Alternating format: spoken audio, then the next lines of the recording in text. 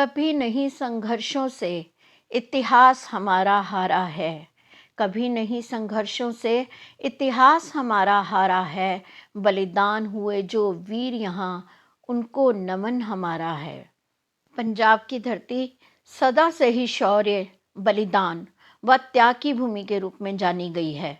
भारत के स्वतंत्रता संग्राम में ऐसे कई वीर हुए हैं जिन्होंने देश को आज़ादी दिलाने में अपनी जान की भी परवाह नहीं की। ऐसे ही एक वीर थे शेरे पंजाब लाला लाजपत राय।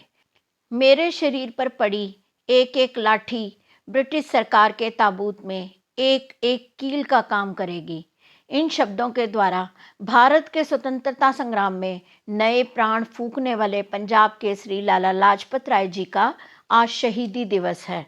आज ही के दिन साल 1928 में देश की स्वतंत्रता संग्राम रूपी यज्ञ में उन्होंने अपने प्राणों की आहुति दे दी। धन्य है पंजाब की वो धरती जहां 28 जनवरी 1865 को इस वीर सपूत ने जन्म लिया, जो स्वावलंबन से स्वराज्य लाना चाहते थे। वकालत को पेशे के रूप में अपनाने वाले इस पंजाब केसरी को पराधीन भारत का दर्द हमेशा कचोटता रहता था। इसी कारण अपने व्यवसाय को तिलांजलि देकर वे समर्पित भाव से गांधी जी द्वारा चलाए गए स्वतंत्रता आंदोलन में शामिल हो गए। नौजवानों के हृदय में देशभक्ति की ज्वाला को जागृत करने वाले इनके जोशीले भाषणों के कारण लाला जी को पंजाब केसरी की उपाधि से सम्मानित किया गया। लाला जी स्वदेशी के पक्षधर थे तथा आयातित वस्तुओं के बहिष्कार के समर्थक थे। इस स्वदेशी आंदोलन की शुरुआत 1905 में बंगाल विभाजन के परिणाम स्वरूप हुई। गर्म राष्ट्रवादी विचारों के पक्षधर लाला लाजपत राय, बाल गंगाधर तिलक और विपिन चंद्र पाल, जिन्हें सम्मिलित रूप से लाल, बाल और पाल के नाम से जाना जाता है, इन्होंने बंगाल विभाजन के विरोध में लोगों को आंदोलित करने में महत्वपूर्ण भूमिका निभाई। साइमन कमीशन के भारत आने पर इन्होंने उसका खुलकर विरोध किया।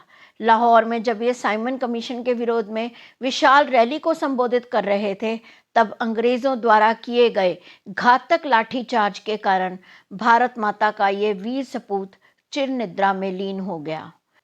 एक सच्चे देशभक्त ही नहीं, अपितु समाज में सभी को समान अधिकार दिलवाने तथा नारी शिक्षा के क्षेत्र में विशेष कार्य करने हेतु एक समाज सुधारक के रूप में भी इन्हें चिरकाल तक याद किया जाएगा। मातृभूमि के लिए समर्पित तथा देशभक्ति के लिए आदर्श स्थापित करने वाले शेरे पंजाब लाला लाजपत राय जी का राष्ट्र सदैव ऋणी रहेगा।